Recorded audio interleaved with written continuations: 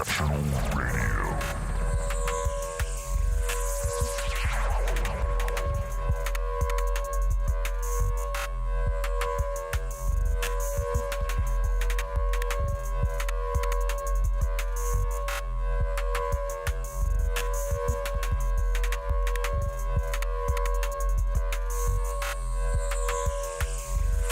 Wow, that was random. Exceptional Radio. Hey, good afternoon. It is the 26th of February, and it does not feel like February right now. Not at all. Maybe in LA, but not here. Man, the pictures of Southern California are so messed up. But climate change is not real. Holy crap. Like 10 feet of snow in some places. Entire interstates shut down. Like I saw pictures of like buses sideways. Yeah, I think I saw like 6.5 foot snow average, which is wild to think about. Yeah, because then there was like a whole blizzard warning. Yeah. Which is where I don't think in Indiana, we've had a blizzard warning for maybe 20 years. But for LA to get a blizzard warning and then actually get a full blown blizzard is really 2023, I guess. Yeah. That's on par for this year is what it feels like.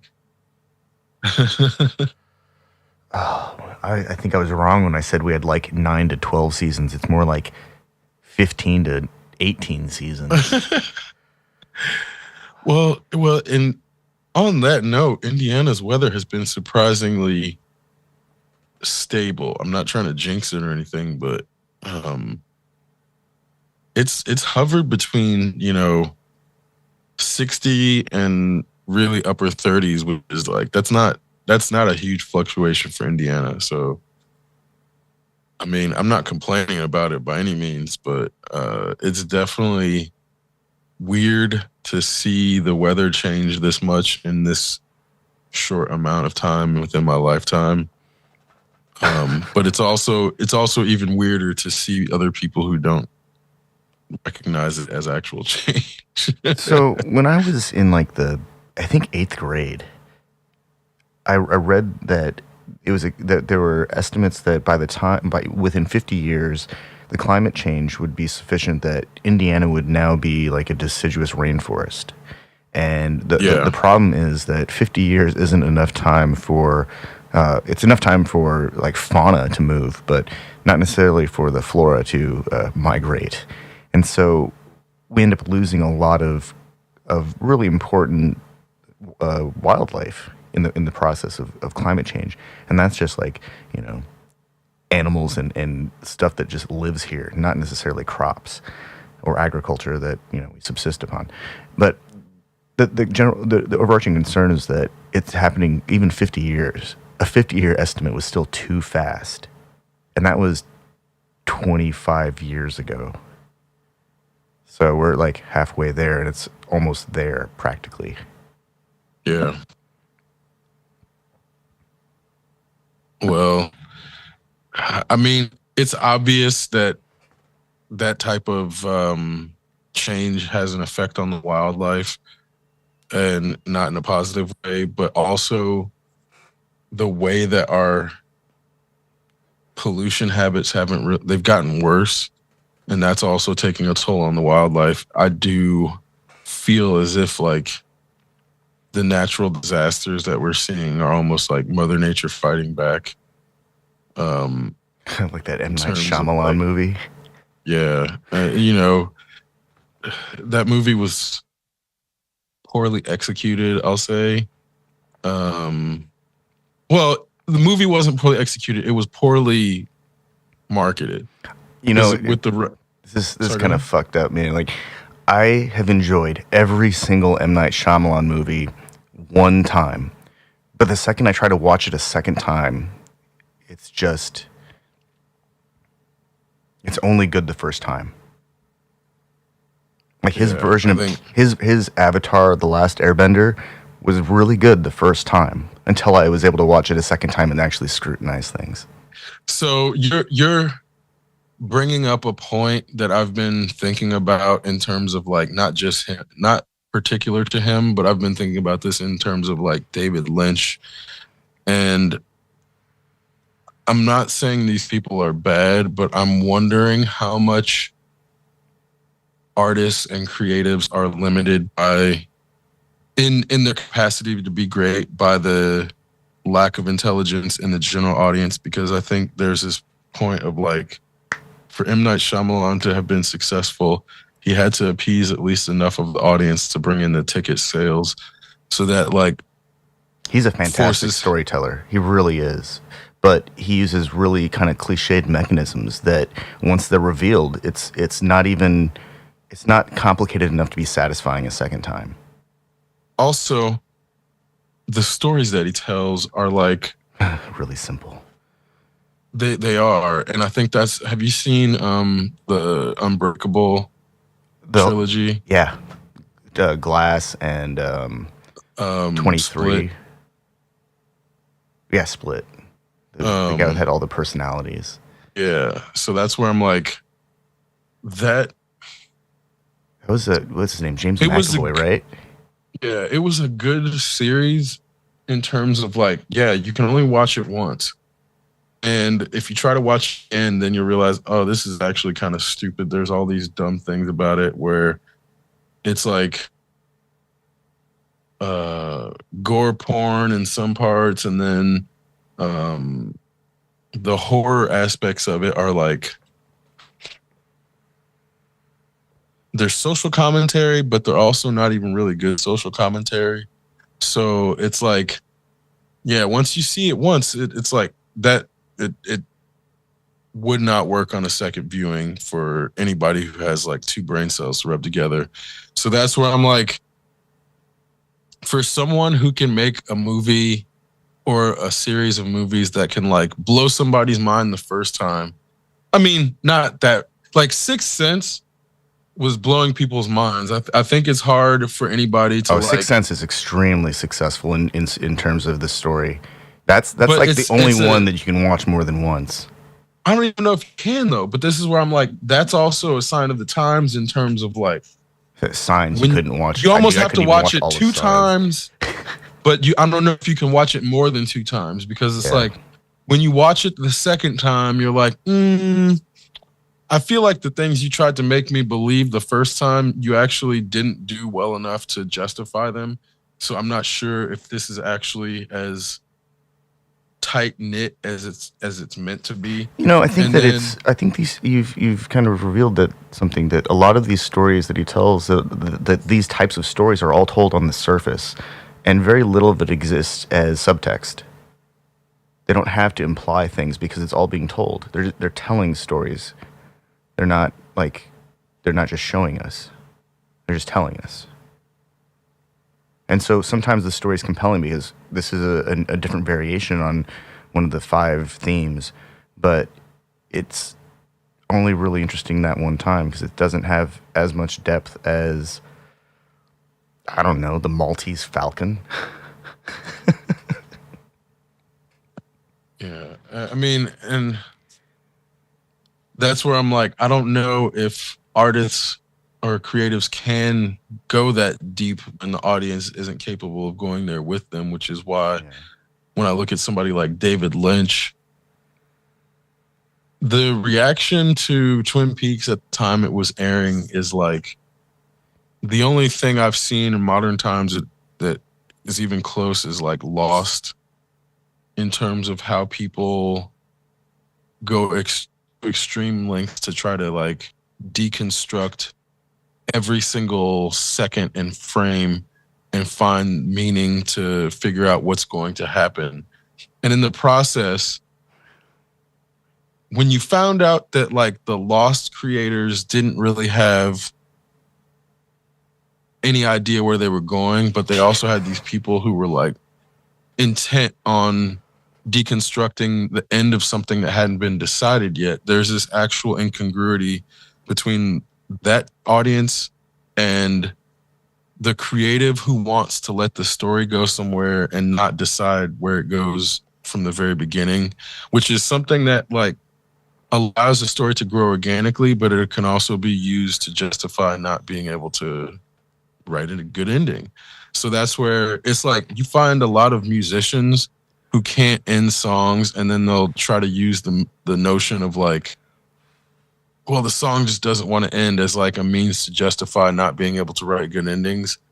But that's like there's some truth to it, but it's also used as like I said, as an excuse not to, for like people who are consistently bad at ending songs. Man, And that's so, where you know, with movies, I think it might be something similar. that's really interesting because in high school, I was listening to a lot of like guitar-driven music that has, you know, there were songs like through composed songs, and where they would be performed like as almost exact interpretations of the composition itself, and these things would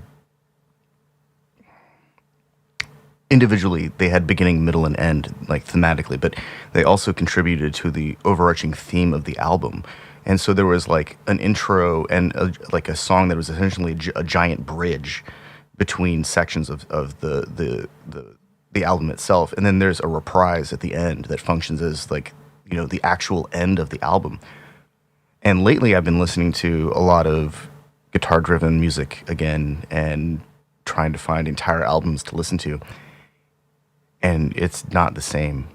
I've found maybe one album out of the last 20 that I've been listening to, and that has a giant journey, like a big sci-fi journey through time and music. And I remember really enjoying that about a lot of like techno, like 20 years ago. But I haven't heard that in electronic music for well over a decade. Maybe I'm listening to the wrong stuff. I mean, maybe, but I mean, I don't know because I'm listening to like, you know, entire DJ mixes. Like sometimes like, you know, okay, so here's the thing. I think there are certain artists that definitely write complete compositions, but certain artists are writing for like dance floors. Yeah. Where a DJ is gonna mix it, and you're never gonna hear the end of the song.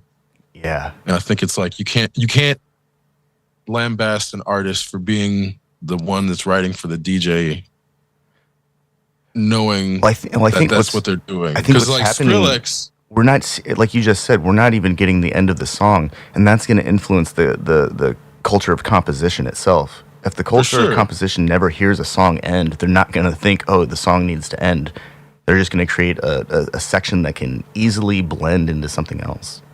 But this is why I always listen to people like Diesel Boy or Skrillex in terms of like their compositions are not good for mixing, like in terms of you can't double drop a Skrillex or a Diesel Boy track most of the time because it would be too much. When they spin their own shit, you see how it's meant to be played, and they play like whole songs out before they actually, and then they'll rewind it and then mix halfway through, so you hear the end of the song, but then they'll mix it so you hear what it sounds like mixed with another track. And every artist isn't doing that. Yeah, but that's some like elite level shit right there. It is, but that's why they're different, in which they exist. But it's also like Skrillex is just coming out with some new shit now, and it's like that.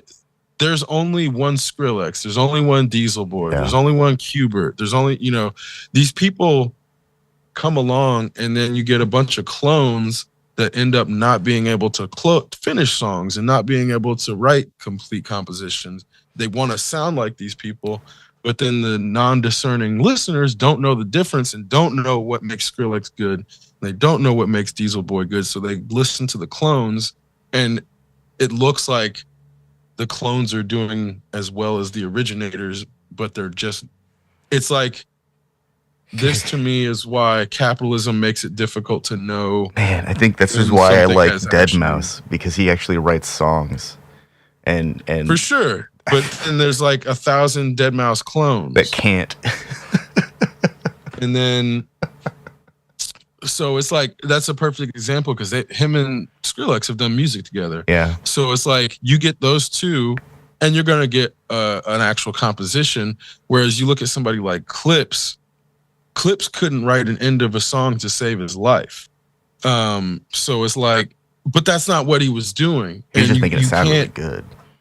Right. You can't get mad at somebody who does that and get mad at them for not being able to write endings of songs because that's not what they were trying to do in the first place. So it is like you have to know enough to know what you're trying to listen to in order to really discern if something is actually accomplishing with what it's trying to do or not. Because that's where I'm like, everybody's not trying to be a composer. Some people are just trying to be dance floor wreckers, but you can be both. But it's really difficult to be both. Like like I said, there's only one Diesel Boy, which is why, or like AK-1200. The drowning was it Cleveland Lounge remix. So he took something that was already a complete composition and made it into a drum and bass song. Still, every version of that song has a good ending, but it's not because AK-1200 wrote it. So if you can listen to other AK-1200 tracks, anytime he's not remixing stuff, he has a hard time ending stuff. Like the Fugees remix, of course, they already had an ending. But anybody can, it's like if you ask anybody to name an AK-1200 song that's not a remix of something else, it's going to be really difficult for them to do without using Google, because AK-1200 is not that actual great of a composer. My favorite AK-1200 track is his Superman theme remix, actually. There you go. That's there like the most fun. John Williams. That's actually a John Williams song. But that's like, so you see what I'm saying, the most fun track I think that I've ever heard him drop. It was like Superman theme. His remixes are fucking amazing. But again, try to name an AK-1200 original composition. It's going to be really difficult for anybody who's even like bathed in the culture. Like but that's not his fault in terms of, again, that's not his forte. And I think that the times are like, you got somebody like Puff Daddy who made it was always acceptable, but made it like normalized to like reinterpret people's music as if you're actually doing something beyond the original, and making it seem like it was more. When he was working with Mace, they had some really incredible music, but I think that was all Mace.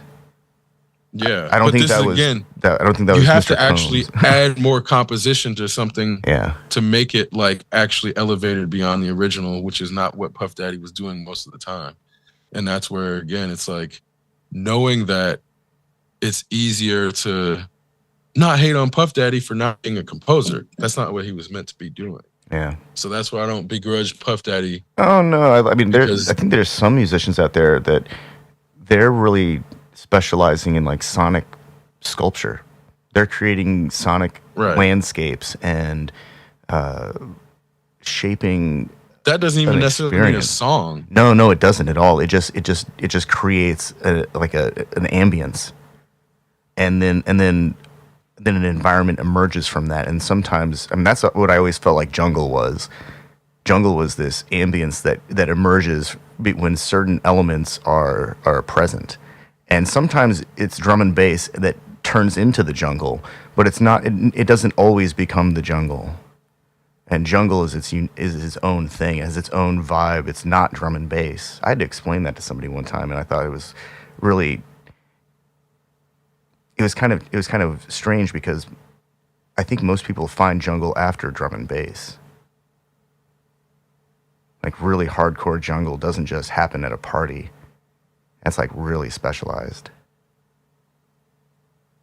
And not everyone's attuned to listening to sirens either. But here's the thing. I don't think drum and bass is anything but niche. It's still niche. Yeah. It's always been niche. And it hasn't been anything beyond niche. The drum and bass has been used in commercials, but I've always been into drum and bass, and it's always something that is like, and it's like this occluded part music genre in terms of Well, if you're it's like a not in it, truly it doesn't synthetic. exist. Yeah, it's. I mean, it's a truly synthetic electronic music that its origins are all samplers that are doing insane things that to try and replicate them on modern synthesizers is actually difficult. I mean, that's true, but the same is true about dub, which Yeah, is where I'm like, dub is so much more prevalent than drum and bass in terms of like, and I don't mean dubstep. I'm talking about actual dub yeah, and but dub and music like also has that whole sound system subculture for to sure, drive it, where but it's people not build. niche, and that's where I mean like for something like drum and bass to have been around this long and still basically be niche is why I think it's like the drum and bass community has a hard time, I think, accepting that and constantly in fights and is always like, Yeah, you know, it makes it more difficult for the drum and bass community to like grow because it's constantly denying the fact that it's still niche. And it's like, well, there's all these like there was a time when like the quote unquote clown step was like the bane of all other drum and bass communities, and everybody was like hating on clown step or whatever. And it's like there's not enough drum and bass people to push out any part of the community. So that's where when I saw shit like that, I like the it stuff made that me sounds like realize, I'm at some kind of demented circus or a carnival. That stuff's awesome. That I stuff has mean, some of the craziest like tempo changes. Clips is clown step. Yeah. Like Clips is jump up, but what became called clown step is basically Clips. So that's what I'm saying. Like people, when shit wasn't cloned to hell, there'd be these examples of it before it became a mockery, and it would be like the pinnacle of the genre at the time. And then once all the clones hit, then it becomes a mockery. So that's where I mean, like, there's this problem of capitalism trying to like exploit a genre, any genre of music, you pick it, and then it ends up becoming a mockery of itself, which is why they always fall out of vogue. Like disco is basically fucking house music, or house music is basically disco, vice versa. But because of disco's clone problem, the even name has just such negative connotations that nobody who's a house DJ would ever call themselves like a disco DJ, except the most hardcore because they know the origins. So that's where I'm like, Oh man, it's disco's so hard to mix because the tempo changes are everywhere, and they're in the key changes. not really, not really. Disco is mostly four on the floor, like straight up. And that's what I mean. Like there's some disco that's not four on the floor, but by and large, disco's four on the floor house music with throbby, thrusty beats and very simple drums. So that's where I'm like, it, it, not knocking either one, but they're basically the same thing. But again, this is why I'm saying disco has such a negative connotation that people will jump through hoops to make it seem like they're not the same thing because you just don't want to, like, that's what I'm saying. You just don't want to be identified with disco. I mean, to the fundamentally, point. all of the pulses are the same. No, they're not. There's a huge difference between four on the floor and heartbeat and like a break beat and like there's tons of different patterns. And this is where I'm saying like reggae sounds like four on the floor, but it's usually a heartbeat. Dub sounds like four on the floor, but it's a heartbeat. And if you haven't done percussion, they're gonna all sound the same. But this is what I mean, like in terms of the actual four on the floor rhythm patterns. Oh, like I'm not gonna sit here and act like I know the actual statistics, but I'm gonna say at least 50% of disco music is like just straight up 4 on the floor, where again, like house music, it includes breakbeat rhythms, it includes heartbeat rhythms, but house music is mostly 4 on the floor, and that's what tends to define it. Yeah. And this is what I'm saying, like, because disco got so negatively connotated, there's a whole genre of music that's 4 on the floor that will jump through hoops not to call itself disco, even though it shares, again, this is why I'm saying, like, this is what happens to music when a genre gets like exploited to death, and then people cast that genre aside as if because it was exploited, there's nothing good in it to ever be used again. So that's a perfect example as to where, like,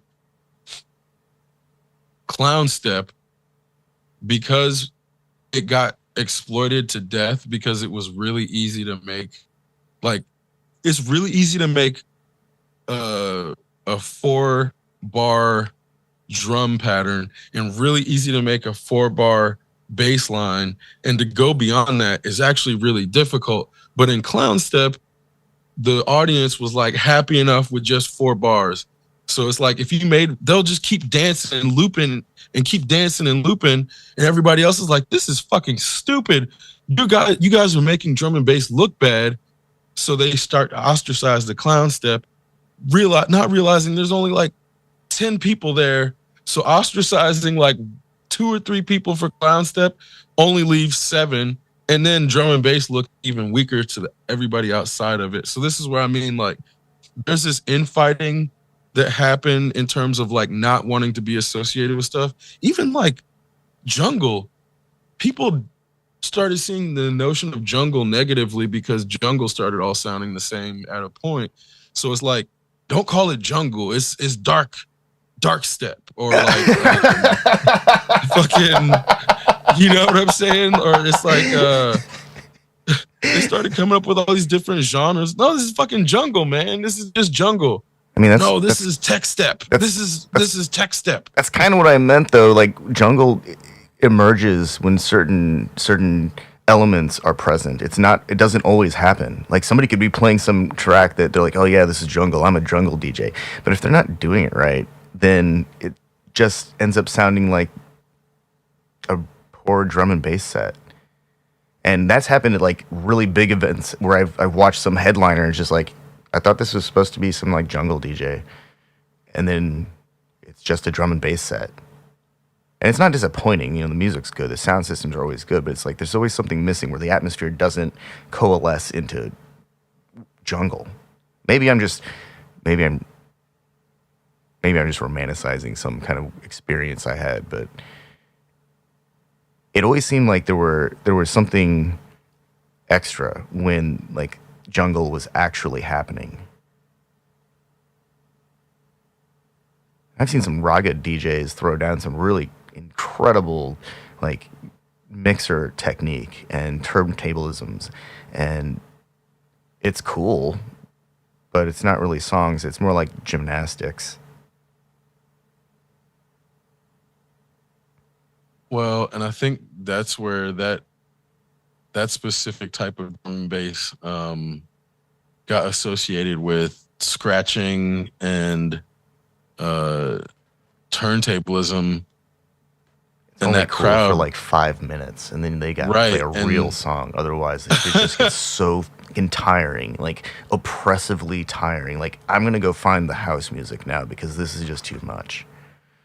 Yeah, and that cloned group made raga like it's the music non grata in terms of like, yeah, if you see a raga, imagine you see a flyer and it's all raga lineup. Nobody's going to that shit. No fucking body's going to that shit except other raga DJs or other raga MCs and shit or whatever in terms of like, seriously, the 64 bars of raga that's presented during an entire set is basically like the guitar solo.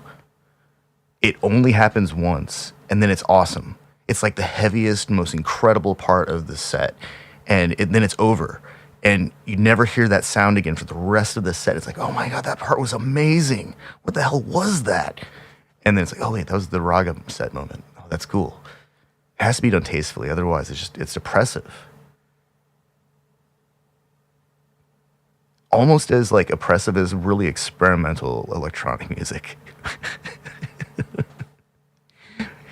One thing that used to frustrate me is that DJs would like define themselves by a genre, and the audience got so used to it that if you like spun more than one genre, it like made people mad. And that's where it's like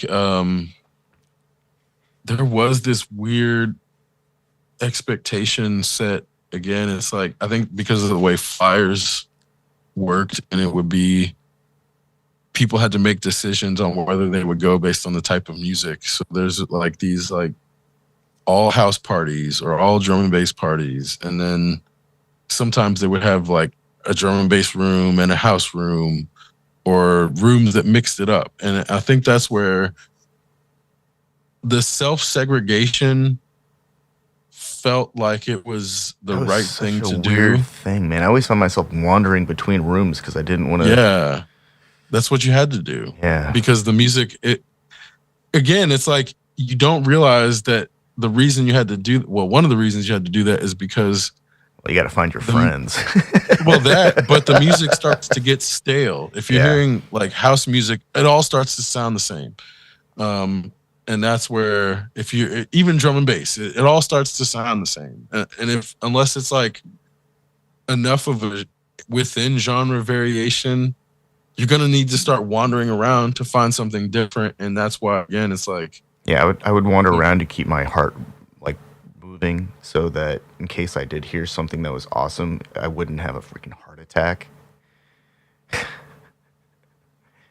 think that's the last thing is because sometimes you're out in the cold and you go back inside and it's super hot, and next thing you know, someone next to you who's also outside who wasn't keeping their heart going the whole time, they come back inside and they pass out. That shit always sucked.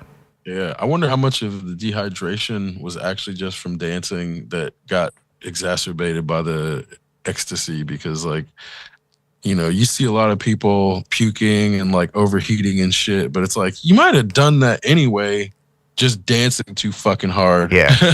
Yeah, seriously. Like if someone doesn't have the cardiovascular system or the musculature to support that kind of exertion for like, let's say just 20 minutes, and you see someone out there going crazy for an hour straight, they're going to puke at some point when they stop moving.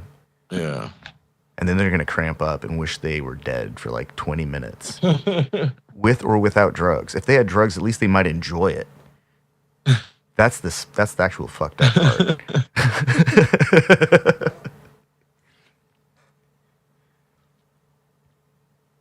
Yeah. Which, it's wild to see. There was such a movement to get rid of raves, as if the raves were what was the cause of drugs.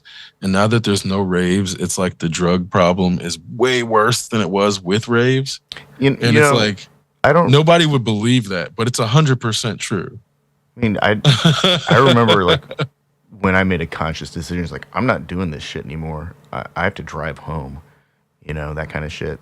And then I realized that a lot of my friends were of similar mind, and essentially we were all convening in like shitty warehouses to engage in like really aggressive calisthenics,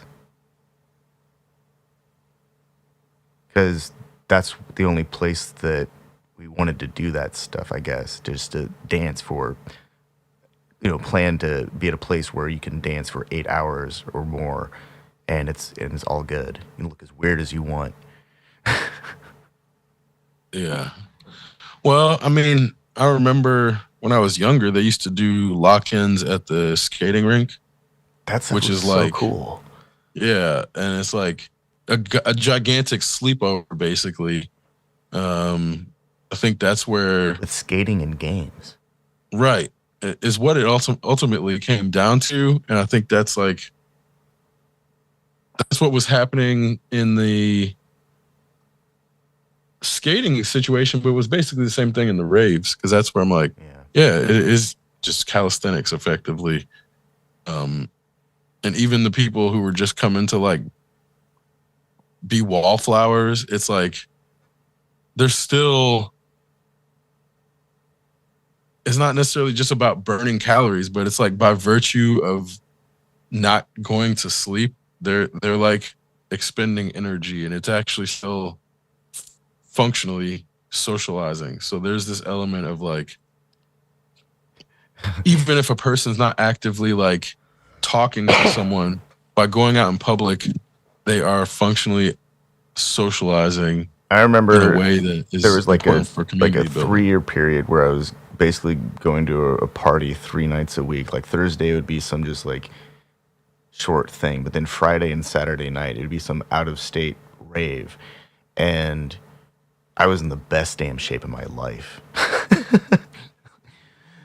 Like being able to be physically active almost nonstop for considerable amounts of time, and while maintaining a very low heart rate because my cardiovascular system was functioning just fantastically despite hanging out in nasty warehouses. It's crazy just like how being really active actually makes the body work better.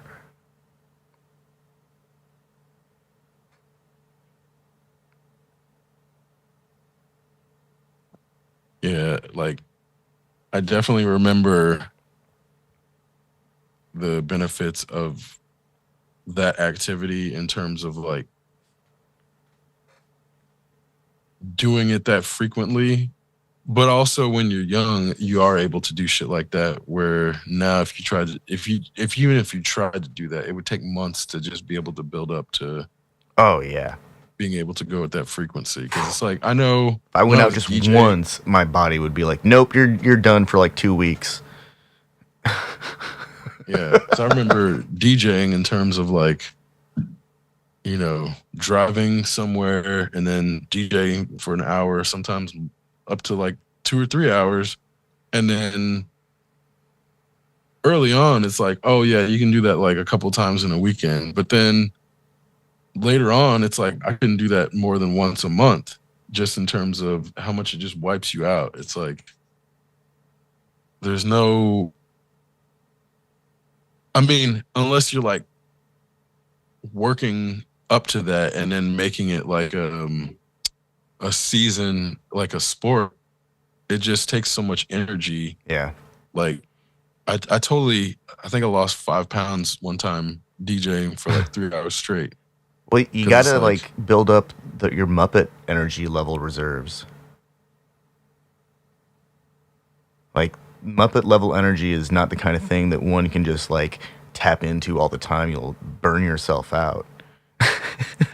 And it also takes a long time to like store it so you have it.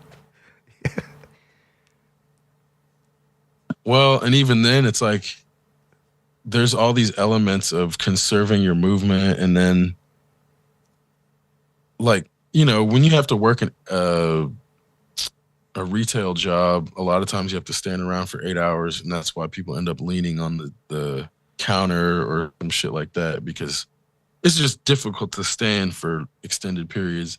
But when you're like actually bobbing but also standing still, Engaging your core. once it gets longer than like an hour, it just really starts to hurt. And it's like you don't want to be DJing like holding your back like fucking, oh shit, I'm an old man, but I'm also dropping the hot beats. And in terms of like the actual pain that comes with standing for more than an hour.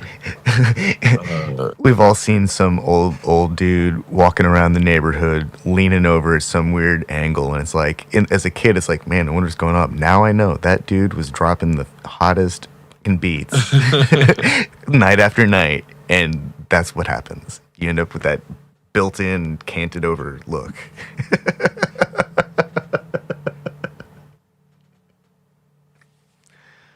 Oh, that's rough. Once again, I just know I've been in those spots where my shit's hurting, and it's like I couldn't imagine trying to do that in front of like thousands of people and have that shit happen. Whereas like those people have to do some sort of physical training to make sure that, you know, they're not performing and looking like a sad person.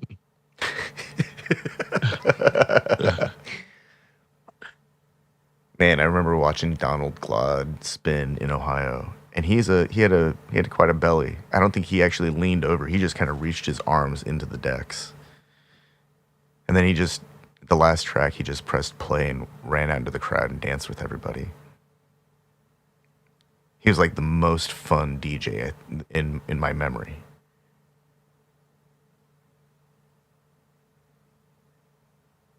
How many DJs like stop what they're doing to go dance in the crowd? That's like, I don't think that's even possible anymore.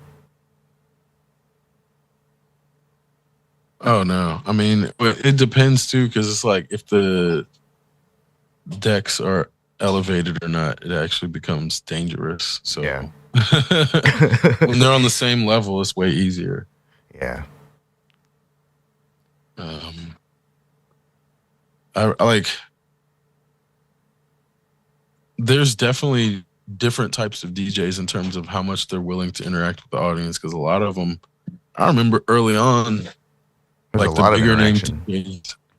Well, the bigger name DJs wouldn't even like interact in any way with the audience because they want to keep this mystique around themselves. So it's like they'll have the like VIP rooms and stay in there the entire time and won't dance or shit like that. But that's definitely not everybody in terms of the bigger names. And when I saw Fatboy Slim in Detroit, and that guy was walking around in the crowd right before his set, and he played everything. Like, he played some happy hardcore and some drum and bass and a monster like epic super anthem techno set, and played some house music. He played literally every genre. It was like an encyclopedia of electronic music set, and the entire crowd was like going insane the whole time. There were people who were trying to climb up light poles to see, and security was tapping them in the butt and like, get down. Well, I saw a similar thing with Crystal Method in terms of that's where some artists would like refuse to be put in a genre box, Yeah. and then you see them perform, and it would be like all these different genres that they would play, and you're like, why isn't everybody doing this? Yeah. But it was just difficult. Like, what's the guy's name? Diplo, for example. Even though he's a fucking piece of shit, his music style was like great, which is where it's like then you find out, oh, this dude's a huge piece of shit. And that was, I guess, another problem with the DJs is like a lot of them are actual just huge pieces of shit. It's like an actual epidemic among DJs specifically, which is where I'm like, they kind of ruin their own image. Yeah, I know quite a few DJs who are like refuse to work with certain people. There's like, no, never, ever. And they're not even talking about people who are important. They're just talking about like regional DJs.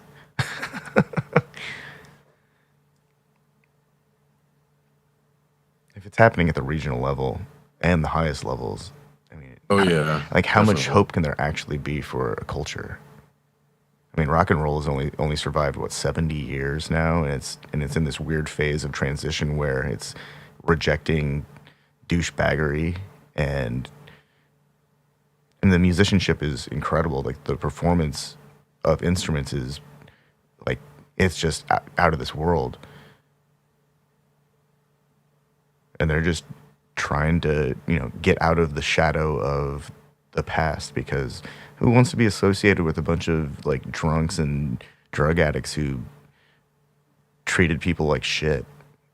That's not cool.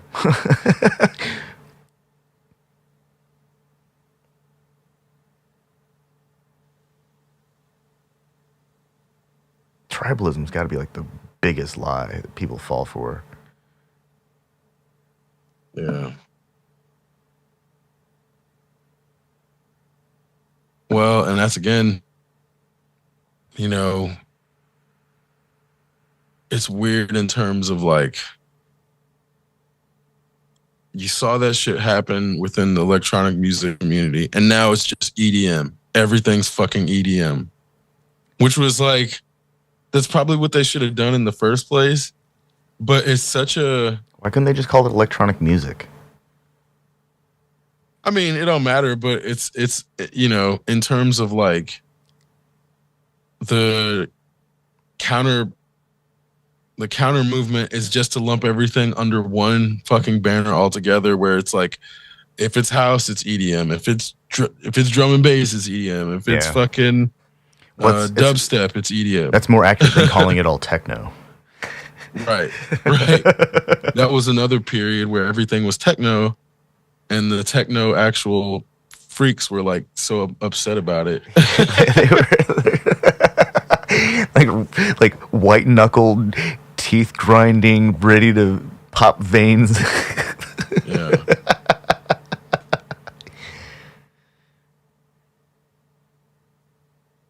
Oh man, yeah.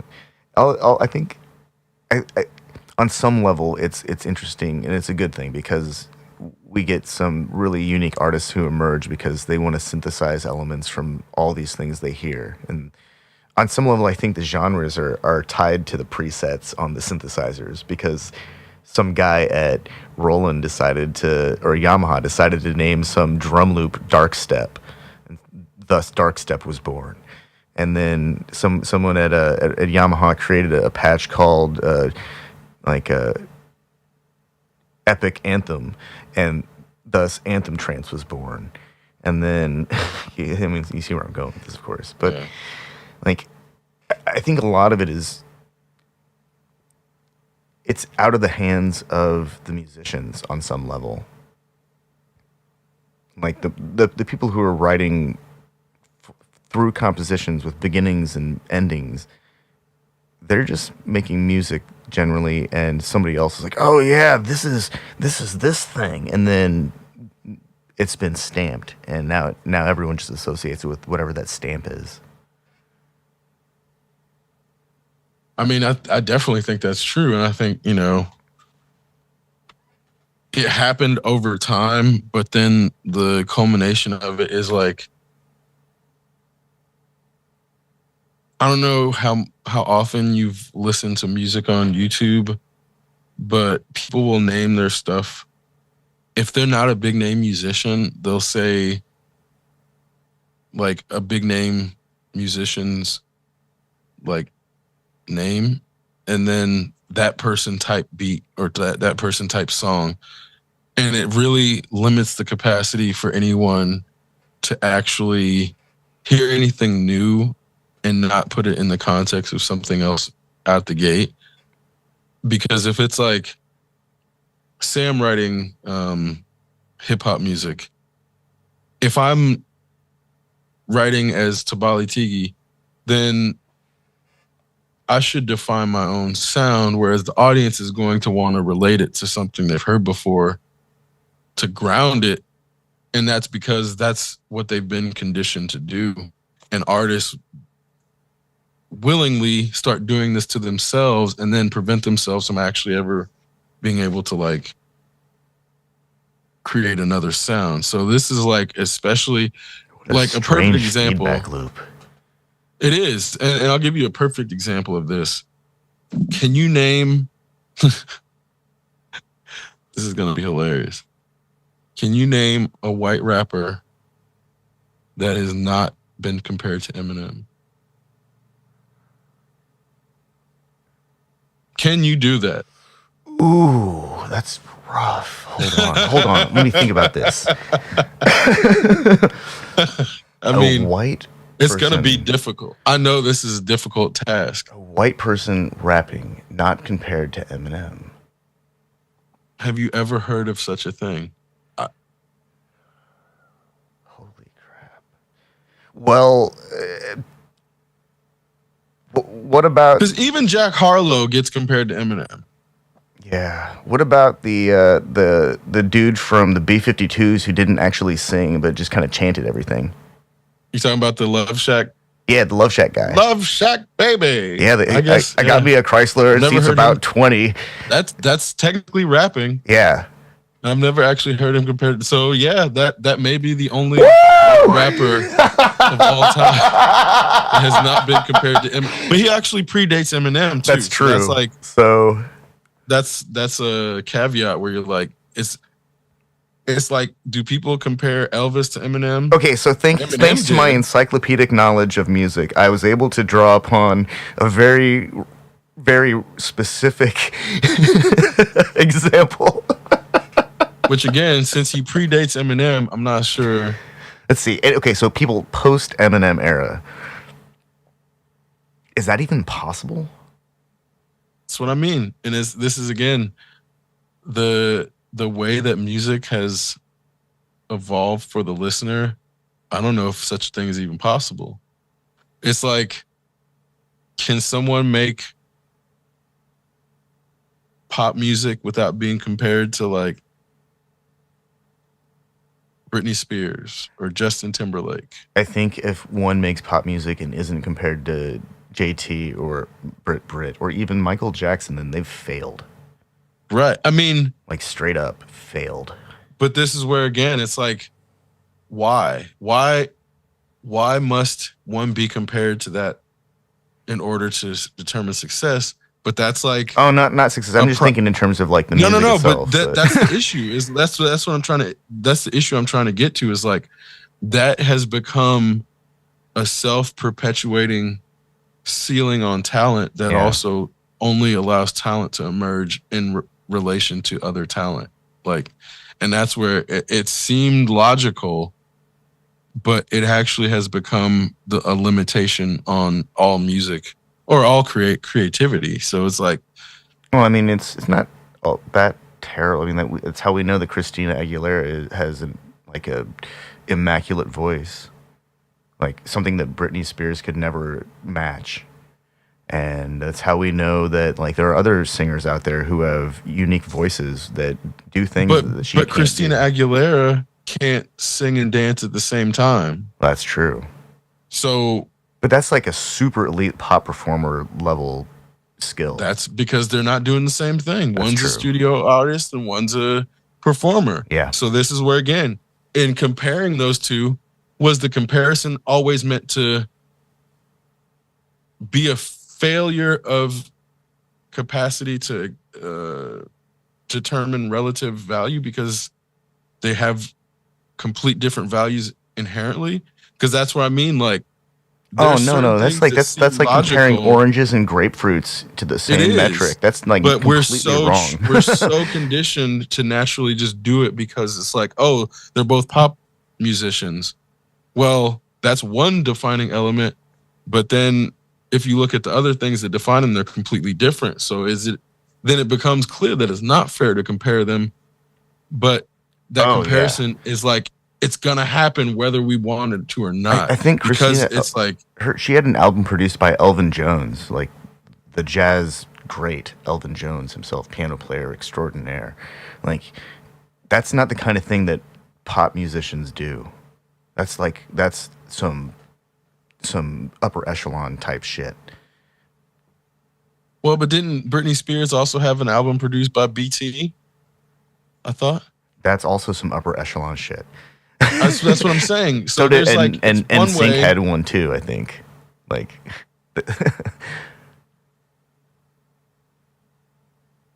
oh no, you're right. There are different.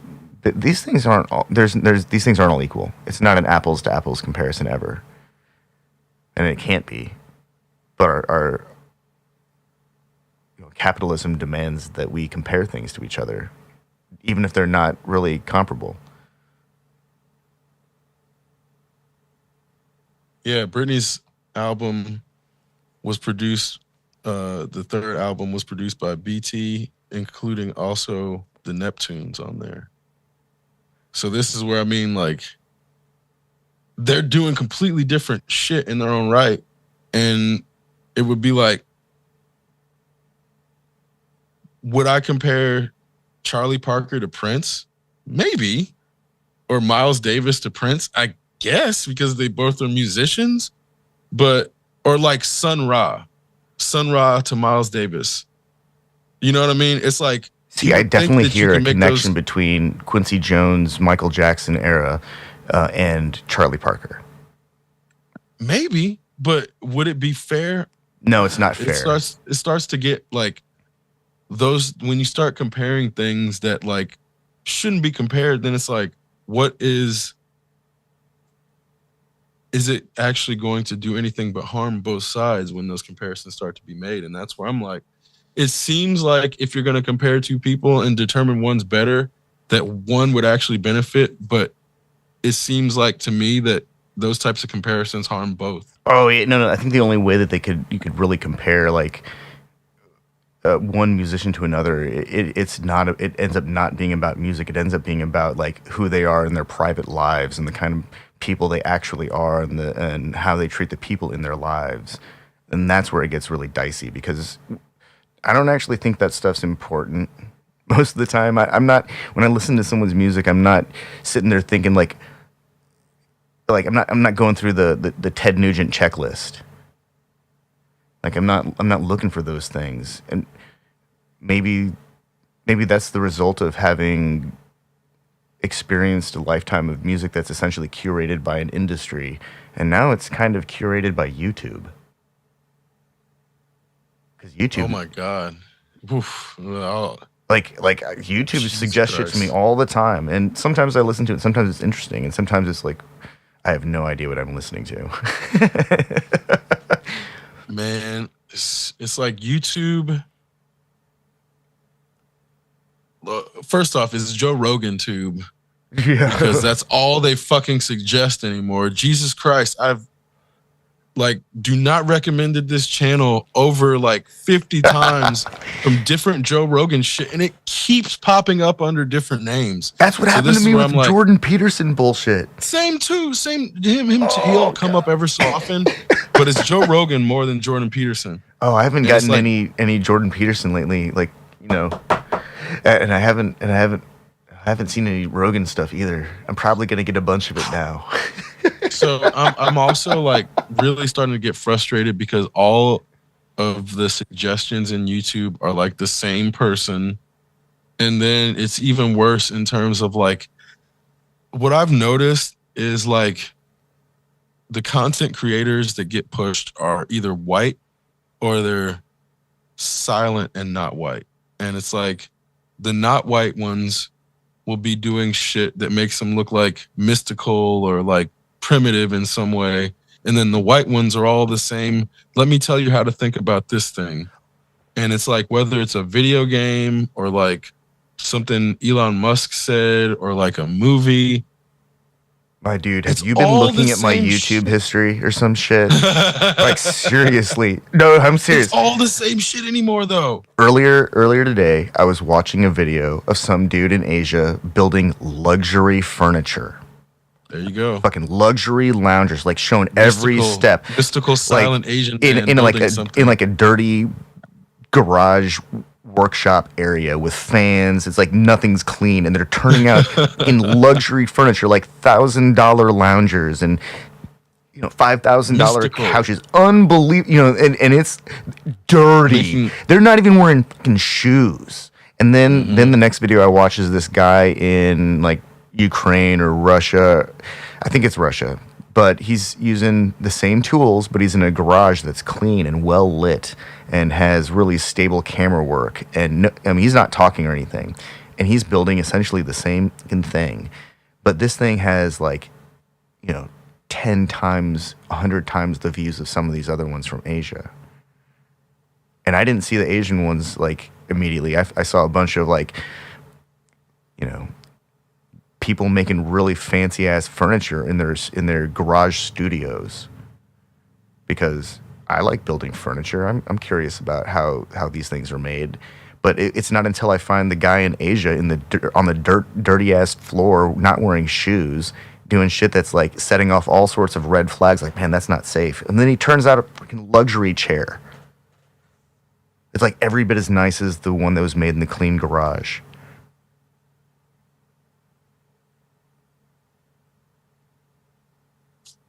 Yeah, it's like rough, man. Because I guess we're we're media literate, so we see this stuff, and this is where people who are not media literate are not going to see this thing and are going to be influenced by it. And that's where I'm like, knowing how much they try to push Joe Rogan and Jordan Peterson and fucking Andrew Tate and like all this bullshit. It's like there's clearly some angry males who are determining the YouTube algorithms, and it's not actually being as much influenced by my viewing as much as by what they want me to see.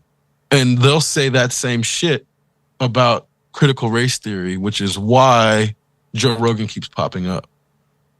Or fucking Russell Brand now, fucking anti woke grifter. Ugh. I'm all the anti woke grifters are like, it's hilarious to me to see it happening, but they're gonna burn their audience out real quick because it's becoming more and more obvious. Like, have you seen the Scott Adams shit? Okay, Fucking so Dilbert. I gotta say this. There was a time, once upon a time, in the golden ages of .com, and that Dilbert's social commentary was relevant, but only to a sliver of American culture, and not even really a sliver, like a sliver of a sliver. And it's been churning for decades now. Like, he said what he said had to say a long time ago, and it's just been the same shit, different day. Yeah. But it's like, The only reason I you know go that he to his- actually put time in the trenches is because Dogbert is that's a real person that everyone who's worked in IT has known. Mhm. That's how you know he actually spent time in the trenches. But I don't think he's been there for a long time. He's been a cartoonist for much longer. Mhm. So, sucks, but whatever. Make some room for a better comic. Yeah. But it's like, it's funny because he thinks it's going to translate into a huge audience for him, but go to his YouTube page and you see it's like, it's not translating into what he thought, and it's not going to be worth it to have like said the shit he did for clicks or for YouTube ad sales, because eventually like every news outlet's going to remove his paper, and he's going to have killed his career thinking that he can become a woke grifter. Man, Dilbert comics are one of the reasons I stopped using Brave browser, because because I had it set to give me the news when it opens up, and it was always showing me fucking Dilbert comics. I don't care about that, but I want cartoons, I want comics, and can't get rid of. It wasn't allowing me to get rid of just those for whatever reason. It was like finding different ways to show me fucking Dilbert comics. It's the same reason that I got really pissed off at YouTube for showing me Jordan Peterson shit all the time. Like, there's something wrong with there's something wrong with the algorithms themselves if they don't listen to the end user. Well, and that's where I know, because I have ad block on, how much native advertising has popped up in the videos that I'm watching, that they are wise to the people who have ad blocks. So that's why I think my algorithm is like getting more and more paid promoted videos. Because it's also like another issue is like everything that I'm getting has like paid promotion anymore. So I'm like, this isn't real information. My YouTube feed is full of like advertisements and propaganda that's masquerading as content. And like the more they do that, the more I'm gonna stop. Like, the only reason I'm still going is because there's like actually no competition, and there's like, I'm going less frequently in terms of like, you know, as a content consumer, I'm leaning less and less towards short form, disconnected content and replacing that with more long form, like television content that I decide where, like, I'll watch fucking Murder She Wrote. I don't give a fuck, man. Like, that shit is 30 years old. I don't give a fuck. I'll watch that shit every day. I don't need anything new anymore. So this is where YouTube thinks that because something's new that people would rather watch some like new shit instead of, no, man, I'm on my second or third run through Murder She Wrote. I'll continue to watch it over and over until new content is actually good. I'm actually not just going to consume some new shit. that Angela Lansbury is the murderer. And that's definitely, that's like a thing people joke about frequently. And that like that's how she knows everything. This is something, so the show's about how she pins it on people and gets away with it. No, people have definitely said that. It's like, she's a Dexter. But here's something that I'm discovering that I don't think anybody else has. I think David Lynch actually stole a bunch of shit from Murder, She Wrote for Twin Peaks. Because if you go look, I totally would buy that. Here's the thing. Murder, She Wrote was fucked up, man. That's a fucked up show. Like, not only are some of the people who acted in Twin Peaks on Murder, She Wrote before they were on Twin Peaks, some of the plot devices were. So there's this element of, at one point, Jessica has a cousin who's also played by Angela Lansbury, who's basically this actress she's not a dunce, but she's definitely not as smart as Angela, and she's like clearly like a plot device. But David does that same shit in Twin Peaks. And then one of the actors who plays James, well, the actor who plays James was in Murder, She Wrote beforehand, playing a college student like 5 years before he plays a high school student. So there's this element of like the way that, I'm half joking about him stealing from Murder, She Wrote. Maybe Murder, She Wrote happens in the same universe. Well, and this is the issue, is like that would be plausible if Murder, She Wrote didn't already actively take place in like the Magnum PI. And it was like, maybe it was Hawaii Five-0. Why can't Magnum PI and Hawaii Five-0 exist in the Twin Peaks universe also? But that's if Twin Peaks isn't existing in the same universe as X-Files. And that's where, again, there's enough other potential crossovers for Twin Peaks in terms of like David Duchovny is a cross-dressing DEA agent in Twin Peaks, whereas in X-Files, he's, not a cross-dresser, but he frequently talks about cross-dressing. So there's like potentially like Denise and Mulder being in the same universe, and there's like multiple actors that are in Twin Peaks and X-Files, and also like I think some of the, not the set, but the actual like some of the prop masters, I think, are there's other crossover besides the actors. But again, this is at a time like Murder, She Wrote came on at a time when they were already crossing over universes, and she's 100% in the same universes like Magnum PI. And like I said, I think the other one is Hawaii Five-0. It's either Hawaii Five-0 or Chips. But there's like multiple detective shows. The Lenkoverse. It's Hawaii Five-0, Magnum PI, and MacGyver. There you go. Those are the three that are in the same universe. There you go. So those are 100% without a doubt in the same shared universe.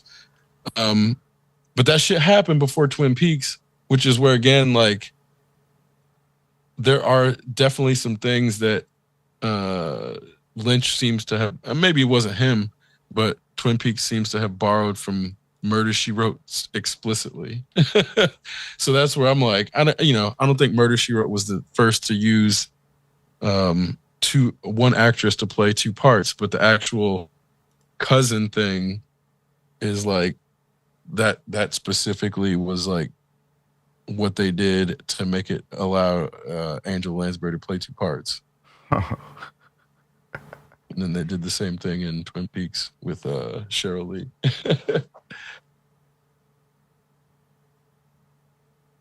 I think that's Again, awesome, actually. like I said, this era of content depends upon people being unwilling to go revisit the old content as like a means of necessitating new and novel content as a way, in a sense of like justifying it not being good. And that's where I'm like, knowing how infrequently a new TV series or like a short form video on YouTube is being put out and it's actually worth consuming, it's like I'm replacing my YouTube consumption with like Murder She Wrote or fucking Knight Rider or shit like that. It's like, you know, Knight Rider's not that great. And on revisiting it, I can laugh at it as an adult in terms of like, oh shit, they were trying to turn Michael Knight into our dad the same way Joe Rogan is trying to be turned into these modern kids' dads. And I can laugh about it now, but seeing it, it's like, oh, I'm watching it for this other reason and getting a different lesson in terms of like what the media is trying to do out of it, rather than just like mindlessly consuming Knight Rider. Because that's where I'm like, if you just watch Knight Rider, you'd be convinced that Michael Knight should be your dad. And that's what they're trying to do. But as an adult, it's like, oh, I know better. I know he's wearing like eyeliner. I know he's got like what a fucked up father figure. He's never home. He's always chasing some asshole in some souped up hot rod that who knows how it's paid for. He's always hanging out with some really hot chick that nobody really knows. Nobody in the family knows anything about any of this stuff. They haven't seen him for months. Every time he shows up, he smells like gasoline and gunpowder. Constantly lying, pretending to be a law enforcement agent, saying he's with the Office of Federal Government or the Agency of Federal Government or something. It's like the way he like lies about his occupations and is constantly pretending to be somebody else. It's like a terrible role model. What a horrible role model. Yeah. But as a kid, Foundation for Law and Government. I'm with the Foundation for Law and Government. Please surrender your documents. So he's basically this vigilante that's supposed to be fighting crime, but is actually just like lying about his occupation 99% of the time and lying about his identity and basically hopping from mom to mom and like pretending he's going to father their kid, but then leaving and bouncing to another town every fucking episode. And where you're like, holy shit, this is a terrible person. Michael Knight is actually a legitimately terrible person.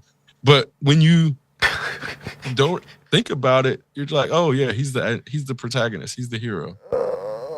But he does so much horrible shit to be the hero, where it's like, again, on a rewatch as an adult, you can be way more discerning.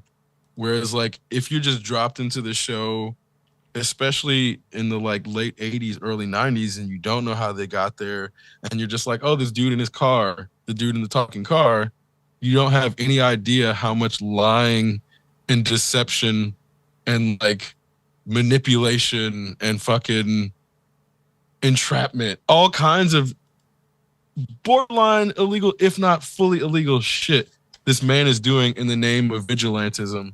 And that's where I'm like, hold up, Michael Knight's kind of a terrible person. But again, you can't come to that conclusion unless you can watch it multiple times.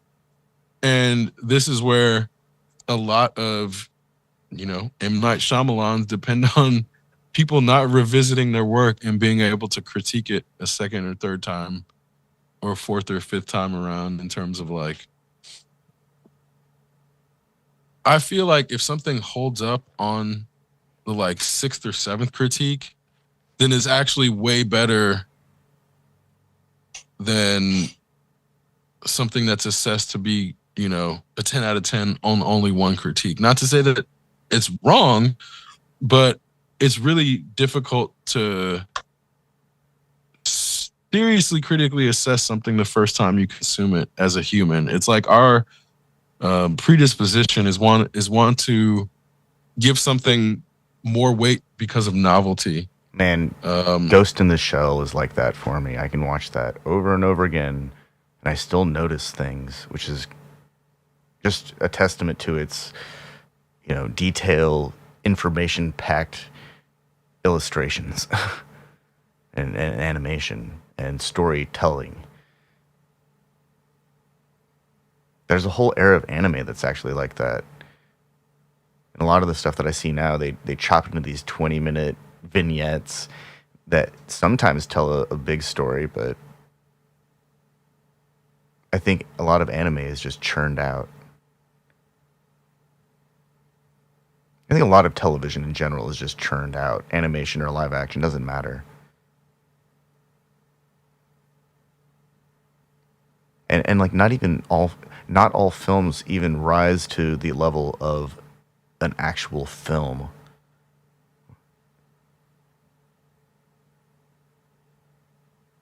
Or yeah, some movies are just 90-minute vignettes.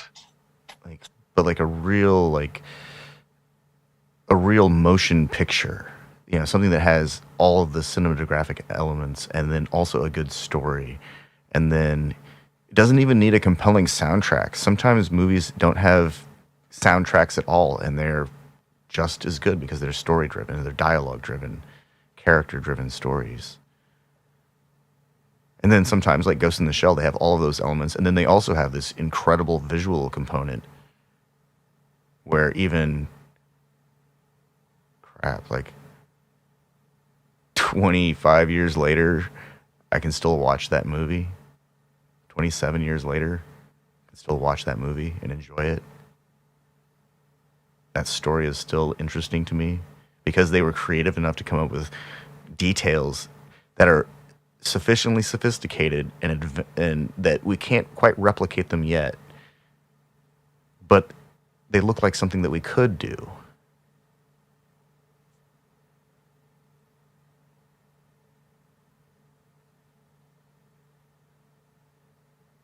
Well, and it's in that light. I think it took 20 years to accept that the second Matrix film is like really bad. Everyone was just well, there's people who hated it they were immediately blue pilling for all the wrong themselves. reasons. And it's like the people who hated it immediately just happened to be right. And they just like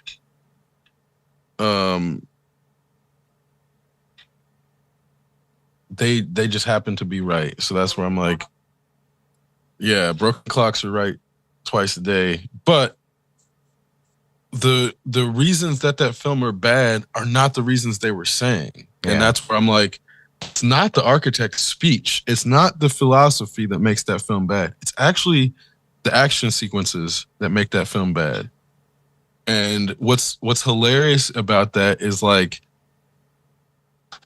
the people who wanted that film to be bad when it first came out were the ones that the action sequences were trying to please. So the fact that those sequences were put in to appease that audience and that audience was not appeased, to me is like a sign of the times in terms of like when you do something that has never been done before, that can't be compared to anything before, the audience is going to have a hard time not comparing anything you do to that first thing, which is then where any subsequent work the Wachowskis did was always related to The Matrix. And then The Matrix sequels were always going to be compared to the first one in terms of like what it was able to accomplish. And you can't do that twice, which is what the fourth one said. Yeah. And it was making fun of, we need another bullet time. We gotta blow people's minds. The Matrix wants you to F with their brains, get up all in their gray space. And it's like, it's totally mocking the corporate push for them to do something that is literally impossible. We need to catch lightning in a bottle again. They did that with Speed Racer. Speed Racer is incredible. It's like a visual masterpiece. It's also only for people who enjoyed Speed Racer, the cartoon. Mm-hmm. I mean, they did it with Sense8, but the issue is you can't actually, really you can't actually make a cultural impact that's big twice. Oh, no. That's the problem. No. Michael Jackson can only drop Thriller one time. You know what I mean? Yeah. And this is where, again, it's like the idea that somebody can rise to stardom 2 times it's actually a paradox that stardom creates, which is why everybody's doomed to failure once they hit that stardom. So it's like, it's a real, the expectations of that come with success clearly become what makes it impossible for that person to actually achieve greatness in their lifetime. And it's like, you can only achieve it posthumously because the expectations when you're alive are unrealistic. And it's only once you die that people are willing to like stop being that critical on your post masterpiece works. And then they're like, actually, this is really good, because then they stop like expecting that person to produce more things that outdo the best. And there is this element of like, you know, I think the MCU has become its own worst enemy in terms of like Ant-Man. Perfect example. If you don't make a perfect film now as the MCU, it's not good. Because I watched Ant-Man and I was like, this movie's not that good. But then here's the thing. I tried to like think about what could have been changed to make it better. And I could really only come up with like 90 seconds to like 5 minutes of the film that could have been taken out or could have been written differently in terms of like, it wasn't actually that bad. But this is like, again, once you hit a certain success point, if it's not perfect, then it's not actually good, even if it's actually good. Isn't that the problem with soap opera? I don't know. I don't watch soap opera. I have no idea. I thought people watch soap opera because it's cheese. So I cannot. I'm starting to feel like the MCU stuff is just some like extra grand soap opera. Oh, definitely. I mean, that's what it's become. Yeah. But I think part of it is like, there is an expectation now that they've set with the audience, and if they break that expectation, it really has the potential to break the connection with the audience, so they're not willing to put that at risk. I've watched the show Grey's Anatomy for a long time now, and one of the main actresses is leaving the show in a acting capacity. She may come back for like guest appearances and stuff like that, and all sorts of other things. And I can't count how many times when they've killed someone off and I said to myself, I'm never watching this again. But then for some reason I keep watching it because I want to see how it ends. And now I'm pretty sure that the story's over because the person whose name is on the hospital is leaving the hospital. And that's kind of part of what's happening to me with the MCU stuff. I'm just kind of curious what happens next. I'm not really that keenly interested. Like I haven't watched Ant-Man yet. And I mean, it took me months to watch Wakanda Forever. After that Black Widow movie, I just kind of, the anticipation, I can't tell you how much anticipation has, caused me like anxiety or sleepless nights kind of thing. It's just, I'm not waiting for them to release stories anymore because Well, they're not going anywhere new. yeah. And I think that's the issue, is that they're not willing to go anywhere new because they don't want to shake the boat. So people like you who recognize that are no longer interested in terms of like, yeah, I want to see where it goes, but it's not interesting because you know it's not going to be anywhere risky. Yeah, I need boat shaking basically. More boat shaking, Disney. I know you're listening. Shake it up a little bit. Give us a milkshake or two. I thought they were going to shake the boat with Ant-Man, and they didn't. And that's where I'm like, I'm trying not to like spoil it in terms of like, I feel like people have been doing a pretty good job of not spoiling it, but there's not a whole lot to spoil. So that's where I'm like, on the one hand, it's like, yeah, I could tell you the ending so you don't have to see it yourself. I mean, I'm still going to watch it, but just right, I'm not in any rush. It's like, it's not even worth it for me to tell you the ending. You know what I'm saying? Wow. In the sense of like, it's like that. I think that's again where MCU has an end and mid and end credit problem, because every movie is just waiting for the end credits at this point. Yeah. Because you know that's where the actual universe is getting moved forward. That is a problem. MCU only moves. That is bad storytelling. 30 seconds at a time. It does. It really does. And everybody sees it. Everybody knows it. But if they stop doing it, they'd lose even more of their audience. And it's like the only thing people are even coming for is the end and mid credits in a way. And especially looking at the second week drop off for Ant-Man, I thought this was gonna happen in terms of like there was no real excitement for Ant-Man. There was also no hate for Ant-Man. And I think that's because Ant-Man's a likable guy, and there's not really any reason to dislike him, but there's not anything that's really likable. Right. So that was the it's like a benign character. That always was. It was always a C or D level character. So when they're trying to turn a C or D level character into an A-lister, that's why you hire Paul Rudd and try to have his charisma carry the story. But it didn't, because they wanted not to take too many risks with the actual story. And it's like they worked against themselves. They did, like, you got to give Disney a credit for making Ant-Man relevant enough to get him a trilogy. But it's like did we really need this Ant-Man trilogy? Not really. I think Ryan Reynolds would have been a great Ant-Man. I mean, totally. I think he's too big. Yeah. Actually. You can't have an Ant-Man who's 6 feet tall. Yeah. It just doesn't work. You know what I mean? It just doesn't work. He's got to be like 5 foot something. So even 5'10" is different. And that's what I'm like, you just can't have an Ant-Man who's like fucking looking like Jason Momoa or like Christopher Judge or somebody. Like, no, it's not going to work. But that's where, I mean, like, Ryan Reynolds, I think, could have played the part. Holy crap, he's 6'2". Big. Yeah, he's too big.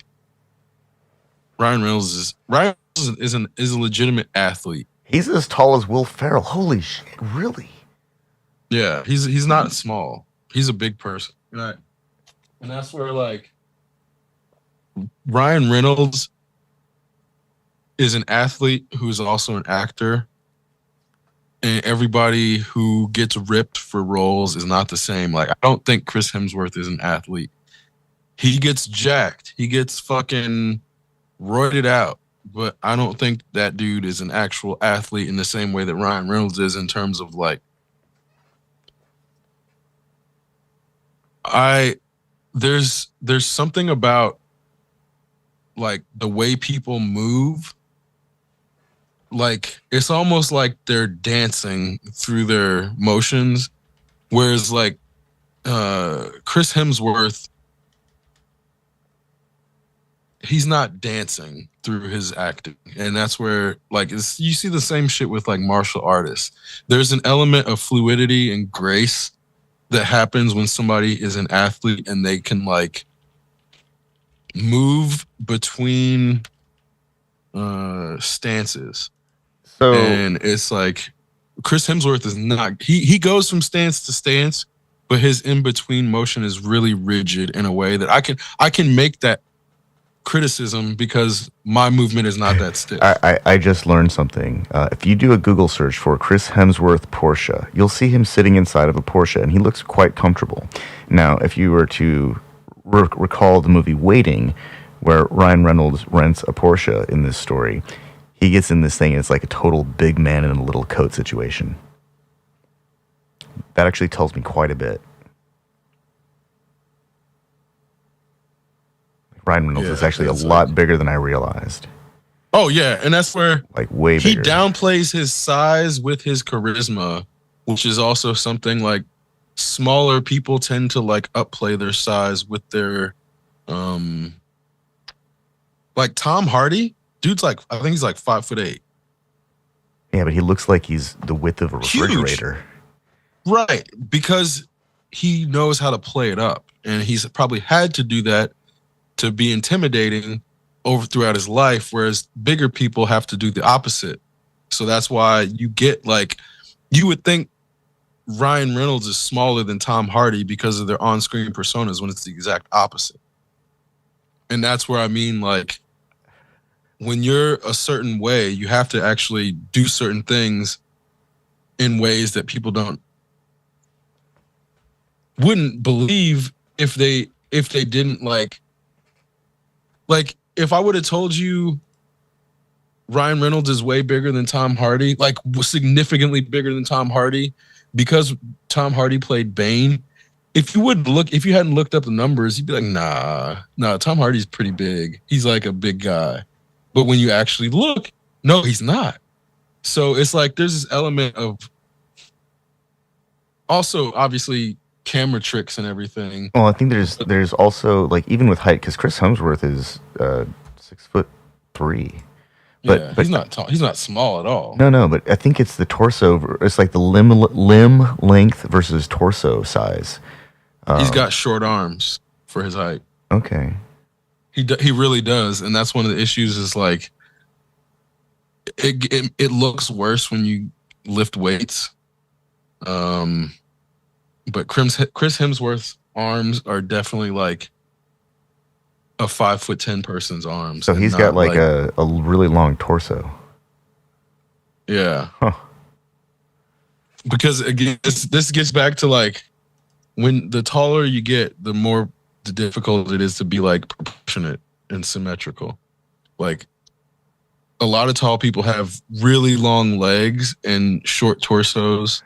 And then I had a roommate who was like 6'3", and when we used to sit next to each other like on a bench, my shoulder like completely upright, my shoulders were a good like 2 inches higher than his shoulders, but my arms were like a good 4 inches shorter. My legs were 4 inches shorter. It was nuts. Because then there's the opposite where some people have really short legs but really long torsos. Yeah. And those people, you know, they can be like 6'4" too. And it's really, like I said, it's really difficult to, I mean, not like anybody is like actively staying symmetrical in their physical length. Like if such a thing is even possible. But it's more so. Oh, that'd be weird. Like to be symmetrical from a horizontal plane. Walking around like crabs. Yeah.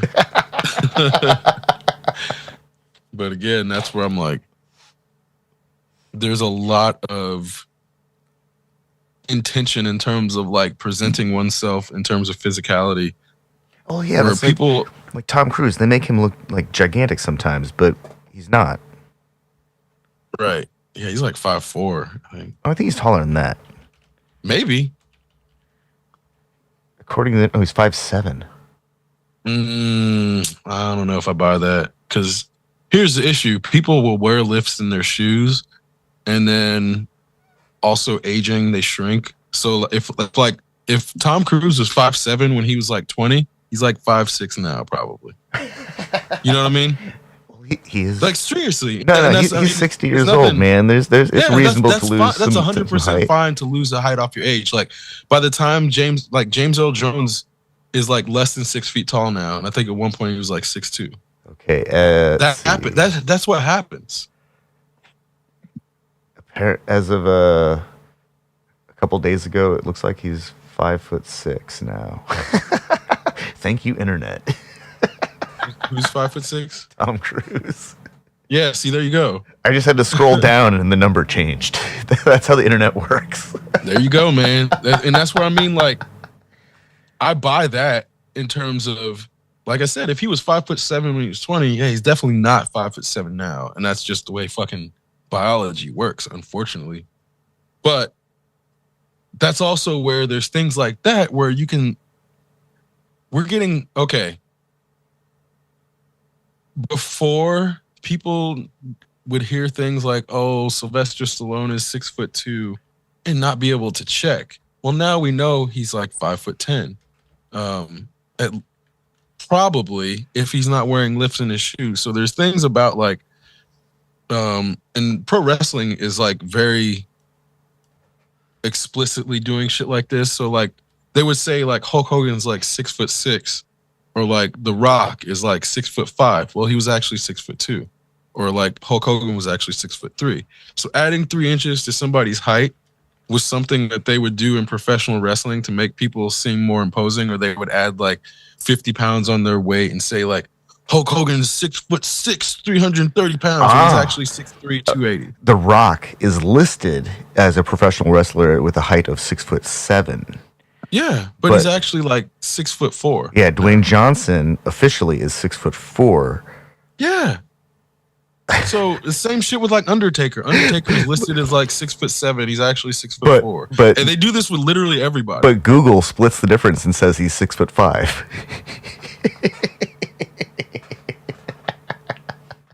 Which again, I didn't have to scroll the mouse to see those different numbers either. Maybe. And the reason I started really, I mean, it's not questioning this, but you'll see like fighters face off and they'll be listed at the same height, and one is clearly not the same height as the other. And it's not because one is like squatting or anything like that, but there'll sometimes be like a 2-inch height disparity and they're listed at the same height. And it's like,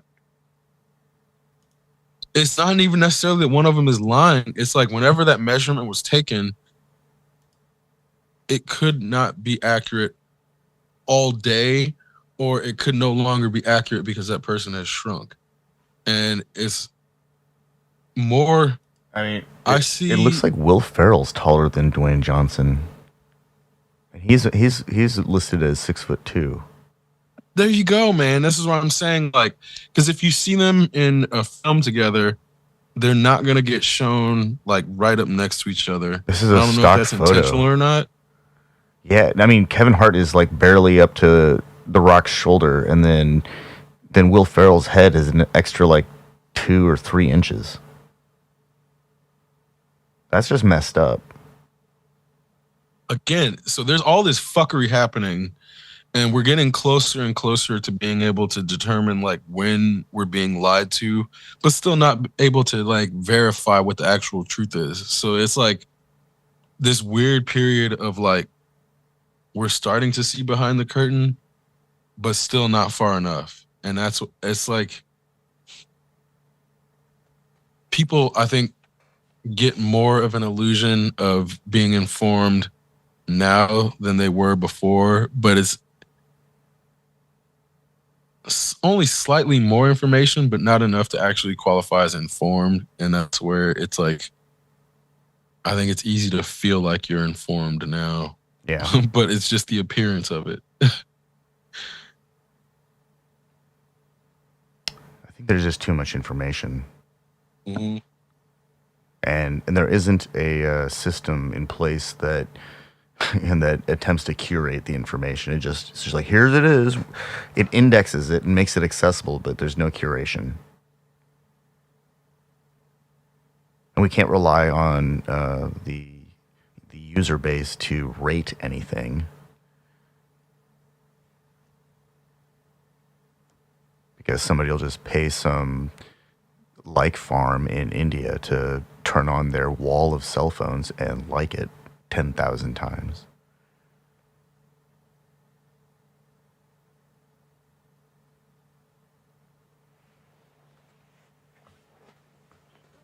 That's I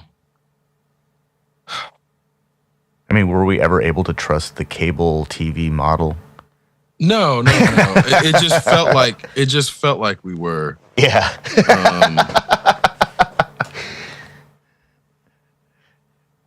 But that's also where, again, it's like it just, now we know what was being presented one way is not the truth, and it's hard to know, like, when we can say, oh, this is actually true information, because we've been presented with lies for so long. And that's, like the quote unquote Chinese balloon. It's like,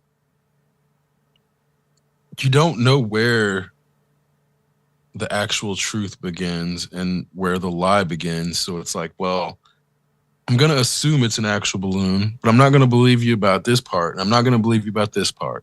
So it's really difficult to be like, unless I actually see it with my own eyes, was the balloon even real? Like, there's certain levels of like, okay, this thing has been validated here.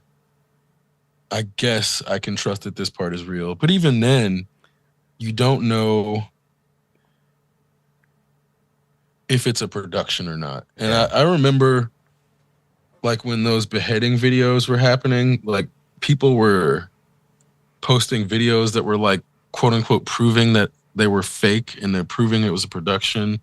And it's like, well, how do you know they just didn't stage that to make it look like? And there's all these layers of, if you're not physically present for something, you can never know for sure. And even if you are physically present, you can never know for sure that you're not being manipulated.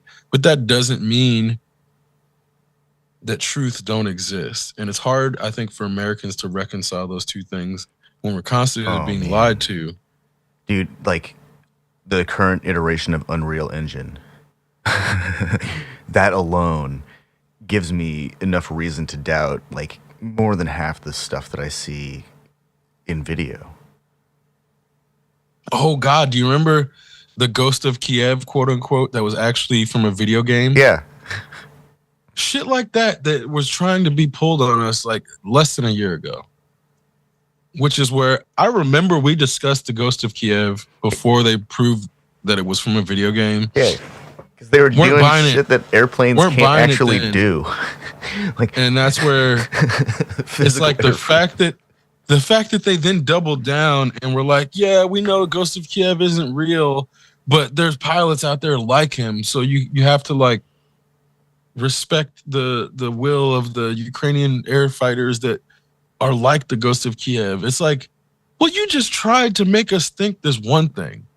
And in the process of getting called out, didn't want to acknowledge it. So I'm like, I understand. So right around that time, conspiracies come from. Right around that time, I saw this really good video of it was like a Air Force fighter pilot does a review of flying games of like Ace Combat and DCS and a couple others. And the one that I focused on, of course, is Ace Combat, because I have been playing that series for over a decade at this point. And he was just laughing about how unrealistic like some of these flights were. Like some people were pulling, 20, 30 Gs in their turns because the game will allow it. But the reality is that would just rip the airframe to pieces. Just absolutely shred the whole thing. And they're doing, if the pilot wasn't already passed out. And the pilot was definitely already passed out. But that's the thing, is that there's a lot of this stuff that, sure, a game allows it because the game isn't going to kill you yet. But these things aren't real. And so even like if somebody is playing on the most realistic settings where they have to adhere to at least some some laws of physics, because some of these games have physics engines that are pretty comprehensive at high difficulty levels. It still would be, they would still be engaging in flight that is impossible. And that's what that whole series boiled down to. And it was really kind of eye-opening. It's like one of those like, oh yeah, so the only plane that's actually flying realistically is the slowest plane in Ace Combat. And even that is flying in a way that would probably destroy itself. And I'm talking about the Warthog, the A-10. Oh yeah, because then when you actually go on Flight Simulator, you realize how easy it is to stall a plane or like do some shit where you're like, oh no, my nose is pointed way too high. The plane cannot do this in real life or in the simulation even. Which is where, Ace Combat, I don't think they were giving any pretense of trying to be a simulation. Oh no. And it was explicitly like arcade style. Yeah, it is. Gaming.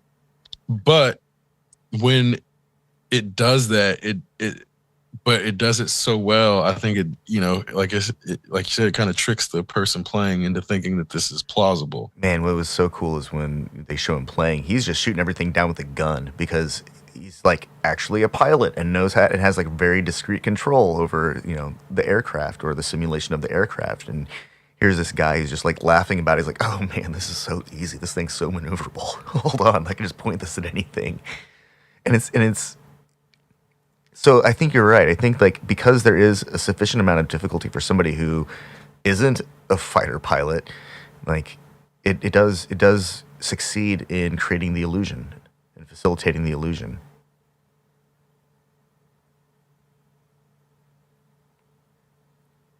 I think that's kind of the hallmark of any good story, though. That's true. At a point, you forget that you're engaged in a story, and it just becomes this thing that's happening in the mind. Well, and I think that's obviously good storytelling versus like not good storytelling. So it doesn't even have to be passive versus active, because if you're watching a good TV show or movie, then the same thing happens in the terms of immersion. So that's where I'm like,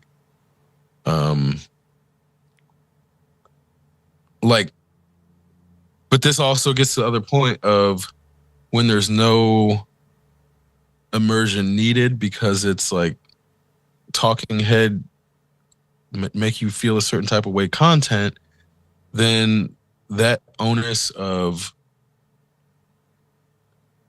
that's like faux immersion. Yeah, but there's no immersion needed. So that's what I mean. Like, because you don't actually have to create a sense of immersion for that type of content to be consumed, it's a lot easier for that type to be created and created en masse. So that's why I mean, like, I see a lot of that type of content being pushed because it's easier. And because people are consuming it, I'm not sure if they are gaining the skills it takes to be judicious when it comes to actual critique of immersive content. Because then it's like, if you're constantly not needing to be immersed in the content that you're consuming, then I feel like it will take less to create the sense of immersion. And that's why it feels like the content, like storytelling, is getting worse, but it's because it doesn't have to be better, is from what I can tell. Like, so one of my favorite YouTube personalities right now, this guy is Dr. Andre Flood.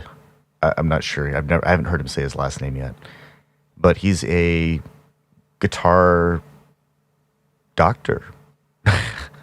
he does these explicitly long reviews and explorations of technique and equipment, and it's actually very refreshing because he embraces new technology because it's consistent and reliable and does what he needs and allows him to communicate. But right now, like just on his experimental season, where he's basically doing a whole season where it's a review of one guitar style, like headless, multi-scale, really exotic type of instrument. Like the shortest video is only 10 minutes, but almost all of the videos are about half an hour.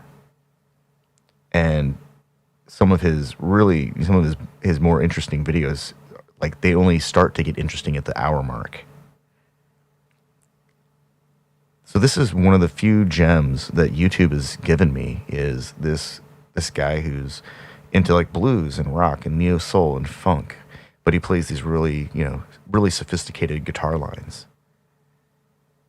And not just like gymnastics, but stuff that's actually kind of interesting to listen to, not mechanical, not an exercise. But most of his videos are talking about exotic instruments, and that's kind of interesting, at least to me.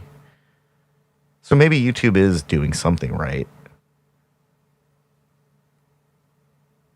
I mean, I guess 1 out of like hundreds is all right? That's like less than 1%. Oh, it's like that's fail territory. Well, because then I'm like, I wonder if he's only able to do that because he's making money elsewhere. And it's like, would he be doing that if he already wasn't independently wealthy? Is making enough from YouTube to make it worth his time? He's got 13,000 subscribers, and his videos are getting anywhere from 10 to 100,000 views, it looks like. Yeah, he's definitely doesn't have enough viewers to make that his only source of income, which is where I'm like... And he's only been doing this for 9 months. Which again, that's even more reason to think that it's not his only source of income. Yeah, I think I think he might actually be a professional musician. Yeah, that's what it sounds like, which is where like I've seen professional musicians give like master courses on YouTube, and nobody's like, they're not charging for them, so they end up not getting viewed, but the person doesn't care because they don't need it. Yeah. So that you can go find like Rusko, especially like Casper and Rusko would do all kinds of tutorials, but nobody cared because they weren't charging for them. And Casper and Rusko didn't care because they were already independently wealthy. So like Deadmau5, Joel Zimmerman did something like that for a long time. He has a bunch of cameras in his spaceship like studio and just switches it around when he's working on songs and just talks about making music. I remember watching him talk about making a bass line for like 20 minutes, and it was really engaging because he's got a lot of knowledge about how to put these things together. And it wasn't even that complicated. I don't think he charged anything for it because I didn't pay anything for it. And it was like a live stream too. We need more of that.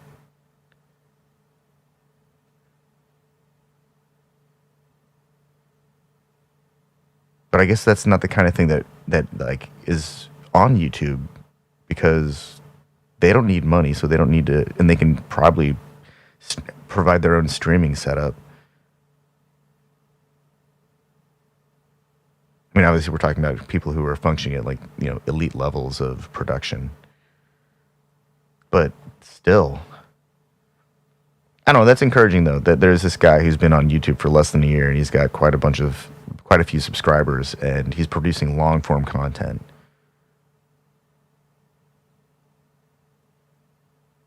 I mean, maybe there is. Well, it's just like this show. If we had been trying to do this for monetization, we would have been demonetized at one point, and then it wouldn't have been able to like be sustainable for monetization purposes anyway. Yeah. Well, this show isn't about, we're not trying to sell a $3,000 guitar or a $2,000 tube amp or, that kind of stuff. We're not trying to sell products in general. I don't think we try to really sell anything. We try to, ideas. I'm not really trying to sell ideas though. That's like, seems like disingenuous. For sure. And that's where I mean, like, that type of content is largely missing, which is why I feel like we're doing something different than everybody, or that's what it felt like we were setting out to do. And I feel like we've definitely done that. But again, it's like, it's for the sake of the discussion. If it were like, if we had done this for money, it would have fizzled out a while ago. Or tried to do it for money in that sense. And I think that's where, again, it's like, if you do something for the sake of doing it, like not getting paid to do it doesn't matter. Like it would be better for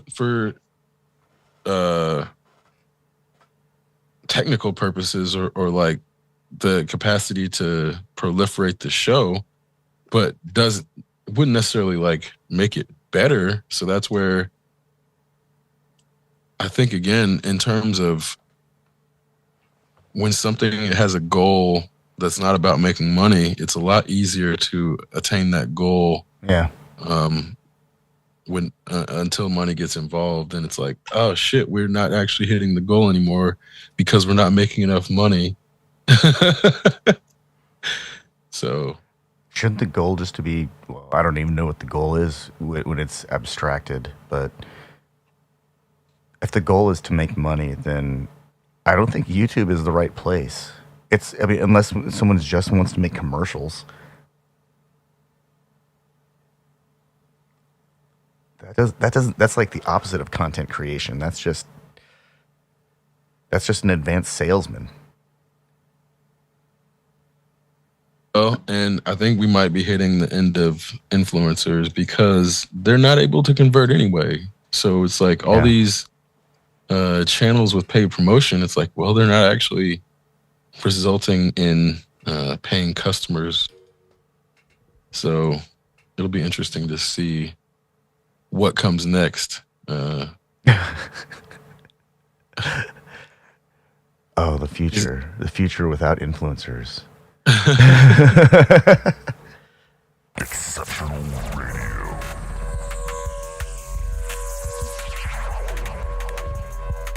Exceptional Randos shows produced live in Sunroom Studios' Base Capsule. Remember to catch our Exceptional Randos live stream on YouTube every Sunday between 2 and 4 p.m. Eastern Standard Time.